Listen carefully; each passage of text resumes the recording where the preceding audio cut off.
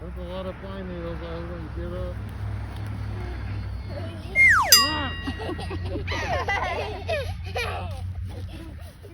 Hope you enjoyed that little picture and video. The first one was of our grandchildren, my wife Rhonda, and our grandchildren Liam and Lily Ann, and Brooks and Margot. And also the picture of how my grandchildren love to abuse me in many ways. In this particular way, they were burying me in pine needles at Berry Hill Park. I don't know why they enjoy things like that, but apparently doing things to their poppy is enjoyable to them. But I'm thankful for my grandkids, and I know you've probably spent a lot of time thinking about things that you're thankful for this week, and I hope you'll do that really every day of your life. And that's kind of what we're going to talk about today, is different ways to be thankful, things that you can do instead of griping. And so instead of me just telling you not to gripe for a lot of different reasons, I'm going to give you some things that you can do instead. Number one thing you can do is you can put things in perspective. Number one, put things in perspective. When bad things happen to you, one thing you can do is think about things could always be worse. Now, is that 100% true? No, probably there'll be something that happens in your life that maybe you can't think of anything worse than that.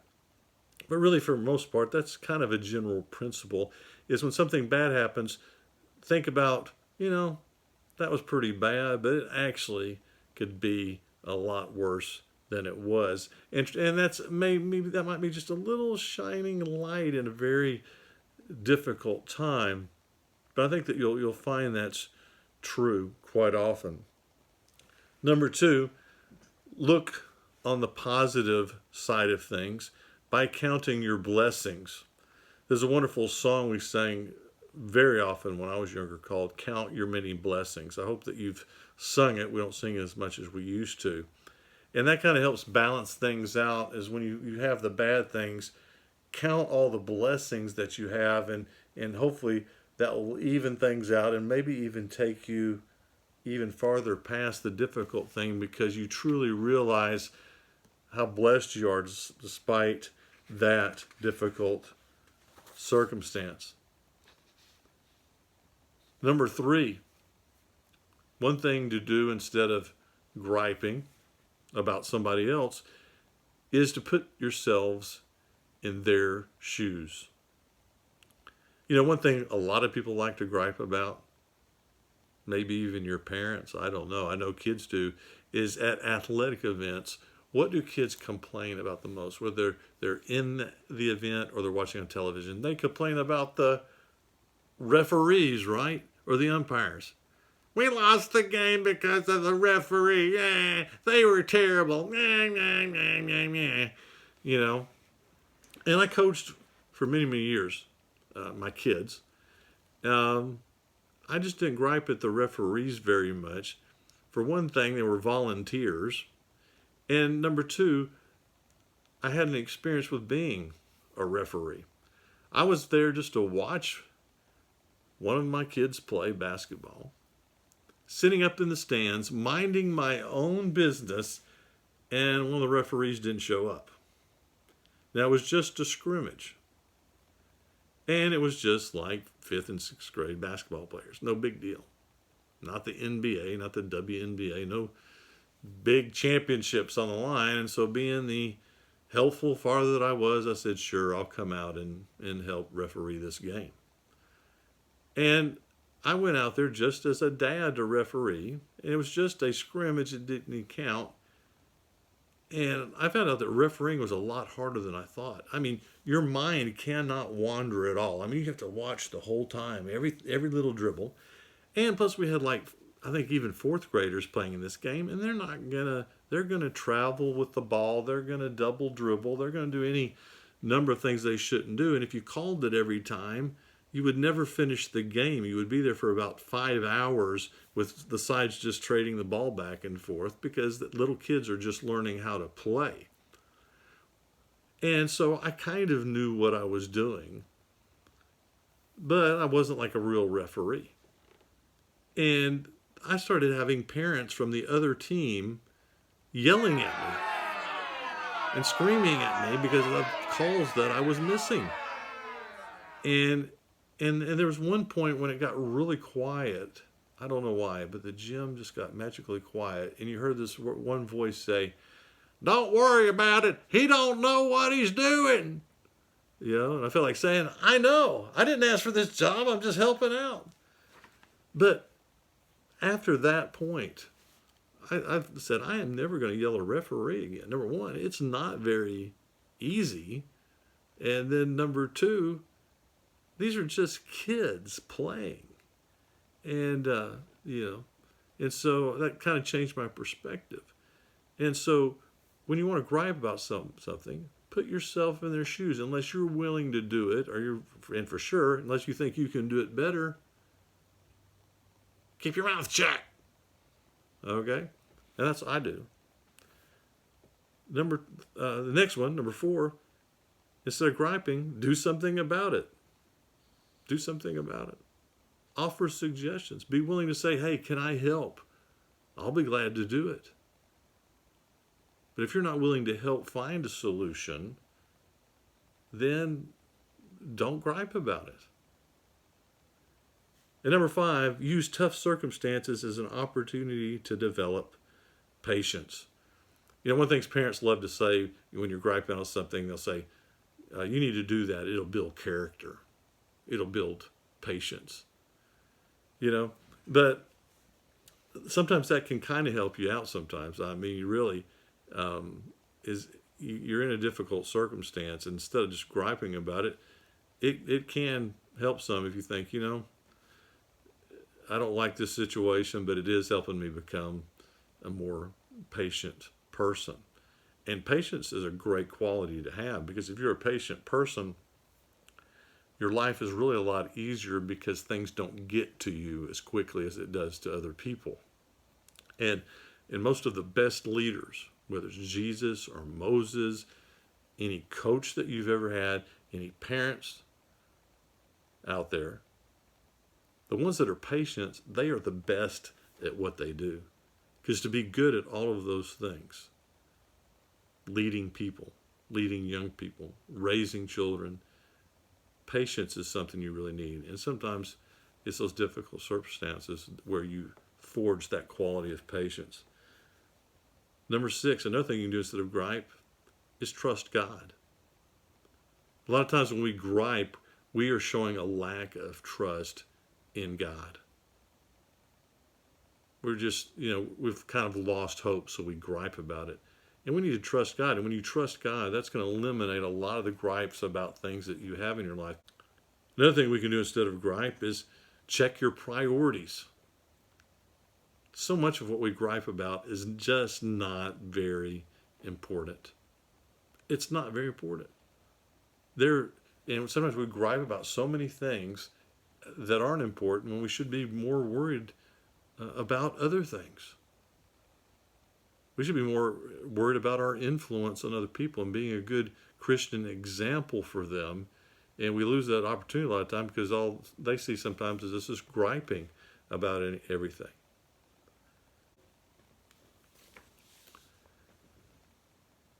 And if there's anything I've learned about griping, as I mentioned before, is it really doesn't do a lot of good. It doesn't solve any kind of problems at all. But if you'll get your priorities straight, then that'll prevent a lot of griping. If you look at something and it happens and you're about to get really upset and you go, that's really not an important part of my life. I love my grandchildren. You saw that picture of them, 4 beautiful grandchildren, but they're all little. And so they haven't matured, and they don't really gripe as much as what we would say is whine. They whine. And they whine over things that they think are so important, and I just try to get across to them, you don't need to whine about that. That's not worth whining about. The other day, two of them were arguing over who was the skunk. They like to pretend. And one of them's like, I'm the skunk. No, I'm the skunk. No, I'm the baby skunk. I'm the baby skunk. And I'm like, well, you're cousins. Can't you both be cousin skunks? No, I'm the skunk. And they were fighting over who gets to pretend they're a skunk. Like that's mutually exclusive. Like you can't have more than one baby skunk in the world at a time. And they were whining about it. But that's part of maturing, It's just realizing what's important, what's not. And if you really know what's important, that'll cut out a lot of the griping that you have. Number 8, pick your shots. Instead of griping about everything, only gripe about some things that are really, really important. And like I said last week, put it more in the form of helpful comments. But reserve your comments of displeasure to things that really are important, and just don't do it very often. And people will listen to you more. And number 9, build new habits. Griping is a bad habit. I mentioned that last week as well. And one way to get rid of a bad habit is to develop a new one. And I'll tell you a great new habit to have, and that is to be thankful. For everything that you gripe about, try to have 5 things that you're thankful for and express those. Think about it for a minute. In your relationship with your parents this week, if you lined up how many times you griped about something and how many times you thanked them for something, how would the numbers turn out? Why don't you shoot this week for every gripe, have 5 thank yous. 5, I appreciate that. Thank you for this. Thank you for that. See if you can do that. And that's a new habit. A lot of ways being thankful and being a thankful person is just having a good habit. And then finally, look to the future, not the past. It's really easy to gripe a lot when you're always thinking about things in the past and how things shouldn't be. And shouldn't have happened, shouldn't have done this, shouldn't have done that. And if you really want to be somebody that's positive and has a positive outlook on life, you need to be somebody that looks to the future. And Paul addresses this in Philippians 3:13, where the Apostle Paul says, brothers and sisters, I do not consider myself yet to have taken hold of it, but one thing I do, forgetting what is behind and straining toward what is ahead, I press on toward the goal to win the prize for which God has called me heavenward in Christ Jesus. See, Paul looked forward. He looked to the future. And if we're not careful, we can get mired down in the past and griping about things that we have no control over, cannot change. And it would be better just to move on and look to the future and look towards that wonderful prize, that wonderful goal that God has for us. Well, it's been great being with you today. I really appreciate you watching this. I hope you'll get some things out of this lesson and try to spend this week griping less and being much more thankful and build that good habit of being thankful. I love you. I miss you. Hope to see you soon. Neat video on about a little pine tree. And I thought it was kind of cute. This is just bonus material. It has a nice story to it, a nice little lesson to it. But you don't have to watch this. Really, if you don't want to, you can turn it off right now. No, don't turn it off. Please stay with me.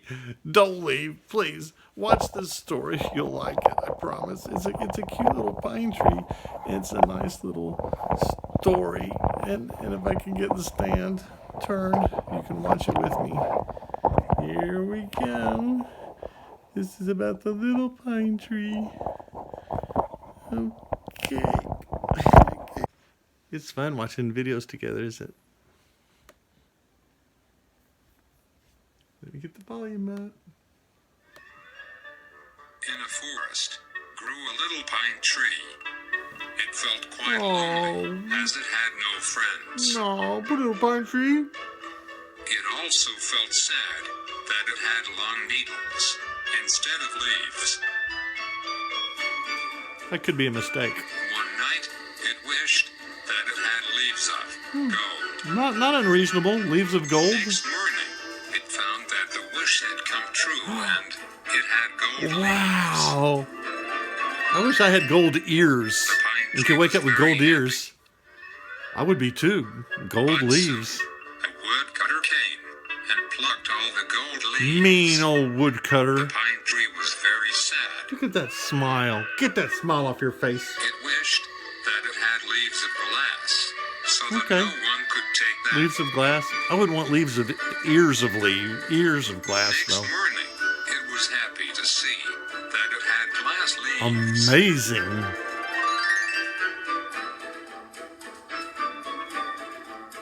But there was a big storm in afternoon, and all the glass leaves shattered and fell on the ground. What a mess.